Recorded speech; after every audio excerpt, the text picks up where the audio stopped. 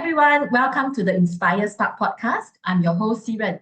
Today, I'm delighted to have Nitin Goil joining us to talk about psychological safety. Nitin has more than 20 years of experience in the field of leadership development, facilitation, and coaching. His purpose is to make workplaces more compassionate and human, and is currently a senior advisor with the NeuroLeadership Institute in Singapore. Nitin, thank you for being here today. Thank you, Chiran. Really a pleasure to be with you. I know we have talked about doing this for a while, so I'm really happy that finally we are doing this today. So thank you for having me. Thank you for your time. So for a start, could you share with us your journey and experiences that shaped your career and what motivated you to focus on workplace psychology and leadership? Sure. So Chiran, I actually studied psychology in the US, although that was not my first choice of a major. I had declared computer science with a little bit of that peer pressure or, pressure from my parents, Asian parents typically, where that pressure is there. You're going to either study computer science, or you're going to be going into medicine or law. So just being obedient as an Asian child, I declared computer science and mathematics as a major, but pretty soon realized that it just wasn't for me, right? I wasn't as enthusiastic in the classes, and I was not doing so well in that first year. So then just after that, I just decided that, okay, maybe we'll try something different. And I took psychology as a class, and as a minor. And then I realized I really loved it. And I really loved really understanding about people, development, and just it aligned very much with my own curiosity of why people behave the way they behave, or why people think the way they think. So my parents were very happy that I'm going to be kind of studying that, but I just went with my passion and my inner calling. And there's kind of not being any looking back after that. And on the same note, I think I've been fascinated with this concept of leadership in my college years. People would talk about what makes a good leader, what is leadership. And so in my master's program, I decided to take a course on it, and I also loved it, right? Again, that aligned very much with that understanding of why people behave the way people behave, why they make certain decisions. And so I feel really those two worlds are kind of pivotal for me in terms of psychology and leadership, to your point. And here I am, I work right now at the NeuroLeadership Institute. So it's kind of like my both worlds are merging together very nicely. And I love every aspect of it. That's great. And so to kick things off, Nitin, could you explain what psychological safety means in the workplace and how does it contribute to a healthy and productive work environment? Sure. So to me, I think psychological safety means just overall feeling safe, to be yourself, to really take risks, to speak up authentically, to also disagree openly as well. So sometimes we have this notion that psychological safety is all about everybody agrees on whatever is happening and so forth, but it's not the case, right? It's also having a little bit of that discomfort, but being okay with that discomfort or that disagreement openly, to really surface some of those fears or the concerns that you may be having openly in an open atmosphere without feeling that fear of any negative repercussions or being penalized, right? As you know, Amy Edmondson is kind of like the guru in the area of psychological safety.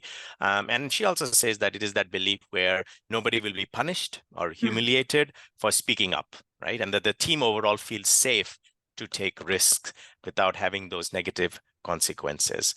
So I just feel that from a workplace point of view, if we can really let people voice their opinions, their thoughts, let them be who they are, listen to them with intent, and not just listen to them, but listen with understanding and intent, we can truly collaborate better and we can truly connect better in order to drive better business results and overall just drive better team cohesiveness, right? So I just feel, especially during COVID, we realized that, Shiren, that, as we were working from home, as we still continue to work from home or this hybrid kind of setup, that aspect of psychological safety is so pivotal, right?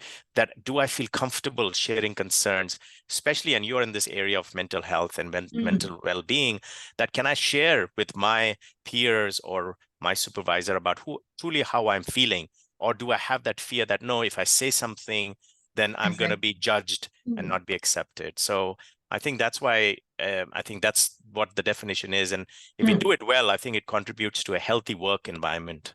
Yeah, thank you. Yeah, I really resonate with what you have mentioned. It's really providing an environment where individuals feel empowered to take risks and express their thoughts openly, and which can then lead to better decision making, idea generation, and therefore better results. Yeah, totally.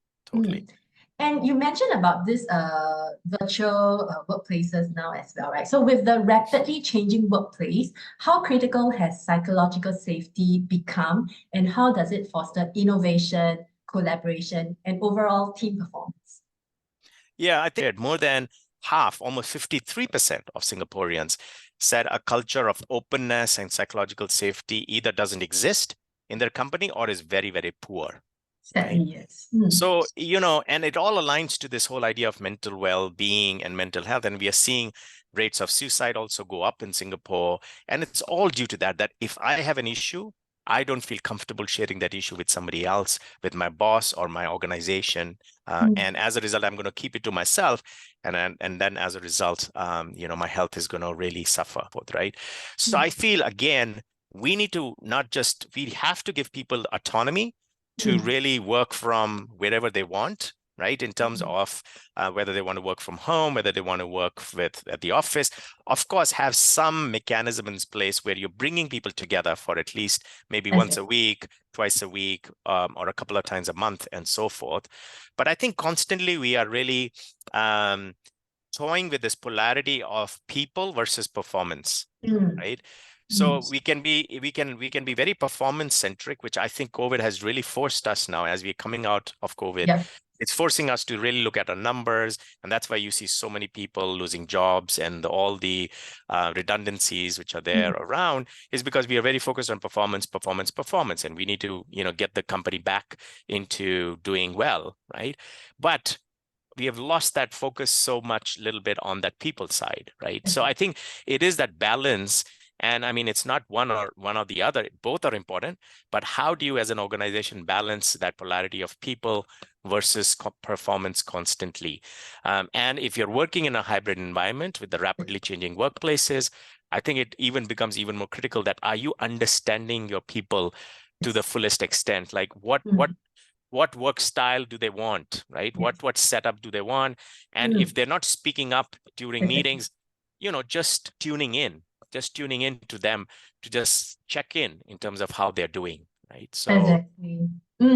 Totally agree. I mean, psychological safety is really it helps to reduce feelings of isolation by creating an environment where people feel comfortable expressing themselves, sharing concerns, and building connections with team members.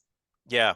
And I think just working from home, I'll just put it out there. Sometimes we have this distance bias too, right? Because we are away from the office, we are not physically there. So I think from a bias point of view, we need to pay even more attention to the people who are working from home, because sometimes we are just tuned in. And I'm guilty of that. Sometimes I'll do training sessions and it's a hybrid setup where people are in the room and some people are joining virtually. And sometimes I forget about the people who are joining virtually, what's going on in the chat and what are they saying. So I think we have to even pay more attention to people's needs and people's voices a lot more as we are working in these hybrid and these flexible working arrangements. Exactly. That's right. And many organizations acknowledge the importance of psychological safety, yet translating that into actions can be challenging. Could you share some thoughts or strategies that leaders and teams can implement to cultivate psychological safety in their organizations? Yeah, I think a great question. I think one of the big ones for me is around this aspect of feedback, right? Most often we get this model of feedback wrong, where we are actually giving people feedback constantly to people, right? And I think the model has to switch. If we were to make people psychologically safe in opening up, we have to create that culture of seeking feedback from people, right? So imagine a setup in an organization where your manager or your leader every day is just asking for feedback, either in meetings or generally in your one-on-ones and so forth. How toxic in a good way that could be, because then you can feel, hey, you know what, he really cares, he's asking. Of course it has to be authentic, right? But then it'll help you open up to that leader or to your reporting manager in terms of whatever is happening with you, and as a result you may start to ask people feedback as well. So I think feedback is an important one in terms of creating that psychological safe environment. I think creating this culture of celebrating mistakes, which are obviously, you're not continually making mistakes, but if you made a mistake, what did we learn from it? I see a lot of organizations who celebrate mistake of the month or failure of the month. Really having that growth mindset, I think, is very, very important, so that, you don't feel like, if I'm making a mistake, I'm going to be penalized or I may lose my job. Hey, it's okay to make mistakes. It's okay to show up not perfectly.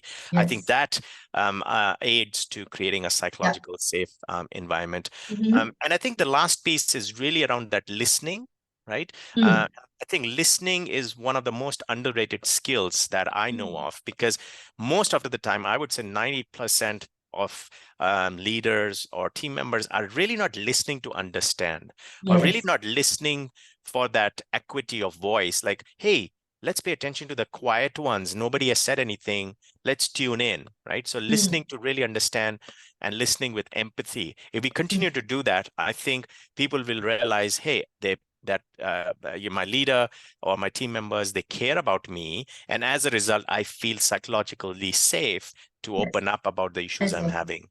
Yeah, I really like the word care, making employees feel valued and heard. Yeah. And I think along with that, Chiran, I think accountability is also showing up in a big way, right? Because I think you can have, again, the best strategies in place, you can create all of this, but if you don't have people accountable, right? Like, hey, we talked about seeking feedback. I don't see you giving, or I don't see you seeking feedback, right? We talked about celebrating mistakes. I have not seen you celebrate any mistakes in the past too. So I think that accountability piece is very, very critical to drive that psychologically safe work environment, or that environment in general. Exactly. And what challenges have you observed in promoting a psychological safe environment, and how can organizations overcome these challenges? Yeah, I think I've seen a lot of challenges around culture being a big one, whether it is people from different cultures joining an organization which is in the different part of the world or a different culture, or whether it is with mergers and acquisitions where, a part of an organization bought another organization, but that's in a different culture setting and so forth, right? So when we have different cultures or different people from different backgrounds coming together, you have that issue that I don't understand exactly where they're coming from. And most of the time I'll be quiet or not really speak up unless I understand, right? In certain cultures, people are like, I obviously studied and worked in the US. Generally, Americans are very open and they're more extrovert in terms of talking and really voicing, what's on their mind most of the time, right? But if you look at sometimes Asian cultures, we are a little bit more on the listening and a little bit of that followership and so forth is there. So, if you're mixing people together, I think it's very, very important right there in the early days to really talk about, hey, by the way, this person is from the US, or this person is from Japan, and this person is from India or Singapore or whatnot. What does that mean from a cultural setting, right? So I think that's one of the big challenges I see. I think fear in general, right? Where I see certain leaders, and I've worked with some toxic leaders. I've had the pleasure of working with a few toxic leaders. I think they really rule, or they really lead with their command and control kind of a philosophy, right? It's my way or the highway. And if that's the case, everybody's just going to follow. They're not going to say anything, right? So whether that fear is there due to tenureship, due to the gender, I've also seen that where it's a male-dominated, alpha male-dominated culture. And so a lot of the women or the other genders may not feel comfortable in terms of speaking up. right? And then I think lastly, a challenge which I see is sometimes our own biases, right? So I may have this bias around distance, right? Where I may not pay attention to people who are far away as compared to people who are here, right? Or I may have my distance based on experience or conformity or roles and so forth as well. So I think that also is a huge challenge and a hindrance in terms of creating that culture of inclusion where people can feel psychologically safe. So I would say that those are a little bit of the challenges and strategies I've seen with organizations is, again, creating certain, obviously, initiatives and programs where it is really from the top down, but it is entire organization really aligned to this concept of everybody's voice matters, right? Into this aspect of equity of voice. I've seen in an organization where they're leading with this aspect of voice for good, right? So as an organization, we are going to focus on doing good for the organization and our community, but we're also going to be focused on listening to everybody's voices because that's important to us, right? So I think those kind of programs and strategy have to be aligned to your mission, to your purpose, and how you recruit people, how you onboard people, how you develop people in terms of your programs. So I think most oftentimes when it fails is when when it is a one-off initiative. You do it, and then it's kind of done, and there's nothing sustainable after that, right? So I think it all comes down to if we understand everybody at a human level, right? I think with care, like we were talking about, I think we can really improve this aspect of psychological safety, equity of voice, and really help us deal with those challenges better in terms of what we are experiencing in the workplace. Thank you, Nitin. Totally agree. And I think that importantly, the initiatives should be ongoing. And like what you say, right, it should be as part of the DNA in the organization, not as a one-off event or initiative. And I feel that leadership commitment to modeling is really very important. Yeah, and I think sometimes organizations do well at a certain level of the organization. They're doing it, or maybe the next level down. But it's like by the time it trickles down to the ground level or the operations level or whatever, it's lost its effect. So I think we need to get everybody on board together as an organization in terms of why voice for good or why equity of voice matters, right? Because we can innovate better if we hear everybody's ideas. If we have this growth mindset around everybody's ideas matter, it can lead to business growth. It can lead to better innovation and so forth. And the great organizations, I mean, Microsoft comes to my mind right now, is doing really well. And Satya Nadella is one of the leaders who I really in today's time admire, because I think he really focuses on that people side a lot more than the product side, right? So again, that people versus performance, he is focused quite a lot on people, and he understands that leading with that human lens can drive innovation. And, listening to people from an equity of voice can help Microsoft get to that next level. So I think it's just sometimes talking more is not better. And I think it is important also for us to talk less, but more importantly, to pay attention to why people are not speaking or why the people are not talking. Yeah, like what you say, listen more. Listen more. Listen with intent. Yeah. Yes, that's right. All right, and let's talk about measuring and assessing psychological safety. It's one thing to aspire, right, to create a psychologically safe workplace, but it's another to measure its effectiveness. How can organizations assess the level of psychological safety within their teams? Yeah, and I think there's different ways. So it's not really a one model or a one thing which fits all kind of a thing. I think it can be done with a very simple pulse survey, which you send to everybody in the organization to gauge how people are feeling in terms of comfortable, in terms of speaking up. It can also be where people can create anonymous platforms where if there is an issue that they can call in to this phone number, or they can email this person or whatnot. So creating that safe space for people to really raise issues, I think, is another way. of really measuring, because if you're getting a lot of calls in those hotlines, if you're really getting a lot of emails, it tells you that something is going on in the organization in terms of psychological safety. So that could be a couple of measurements as well. And then, of course, organizations use engagement surveys, right? So I think it is important to include, other than the business piece, to include aspects of psychological safety as a key driver in those engagement surveys, right? That's So I right. think that's very, very important. Mm. And I think from a performance conversation, I think ongoing conversation, so not just twice a year, once a year, kind of a performance evaluation, but I think if you can do it on a monthly kind of a basis or even a weekly basis where you're talking to people constantly, just and asking them how comfortable are you feeling, and really tuning in to this concerns, I think can be a simple gauge in terms of measuring and assessing psychological safety in your organization. That's right. Yeah, and indeed, pulse surveys provide timely insights and feedback, which aligns well with the dynamic nature of today's work environment. I think so. And I think the key Yes. again is, Shiren, I think it's to keep it simple. I see so Yes. often that we complicate things, and you're not going to get the return from people in terms of filling those out. So in fact, it'll put off people, and they will not feel psychologically safe to actually voice what they want to voice. So I think keeping it simple is important, because I think at the end of it, a lot is driven by HR in the organizations.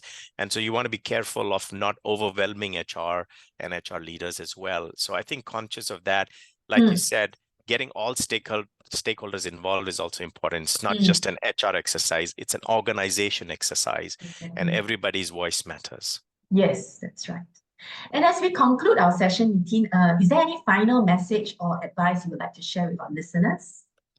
I just feel psychological safety is so important in today's context, and it has something that has implications not just in the work life, but it has implications in our personal life as well, right? So if you have a family, if you have elderly parents, or if you have other relatives or somebody living with you as well, you want to make sure that you're creating a psychologically safe environment for them as well, right? Where, I have a 8-year-old son, 8.5-year-old son. I want to make sure that he feels safe in raising the issues he wants to, and he doesn't have this fear that, if I say something, then my dad is going to get upset about it and stuff, right? And that could be for your partners, that could be for your parents and so forth. So I think it not just has implications to work, but it has implications to our personal life. And so for me, I think creating that human workplace, which you mentioned early on in my intro, I think it's very, very important for us to stay human in terms of what we do. I think it's really important for us to drive that humanness in terms of our work, but also in terms of how we are impacting society as well. So if we do our part in creating psychological safety, I think the results will come in, right? But the ownership is on us, right? It is us as leaders. It is us who need to drive some of those conversations. Sometimes who are in an authoritative role or in a leadership role are the first ones who should realize that, and then create that initiative or create that movement around psychological safety for this to work. Because one person, two people cannot do it. It is everybody's effort to really drive that together. So let us continue. I mean, I just want to say, let us just do our part to stay human and connect and listen to each other as humans at that level. And that's the only way I can think of where we can really drive collaboration, connectivity, innovation, all of that stuff better. Thank you. Thank you so much, Nitin. I really love that you highlight the importance of this broader perspective, that it goes beyond the workplace and extends to our personal lives as well. And I couldn't agree more that leaders play a critical role in being the role models in driving this cultural shift. Yes, absolutely. Thank you. Thank you, Chiran. I mean, I think let's continue this conversation, and whatever we can do in terms of creating, at least from a Singapore point of view in our region, at least we need to do our part, because obviously the numbers are telling completely different. So unless we start to do certain things here, it's going to just get worse as things go by. So let's just do whatever we can in our small capacity to make a difference. I know you will continue to do the great work you're doing. Thank And you, Nitin. thank Thank you you for for this opportunity. sharing, and to our listeners, thank you for joining us. Thank you. Bye-bye. Thank you. Bye-bye.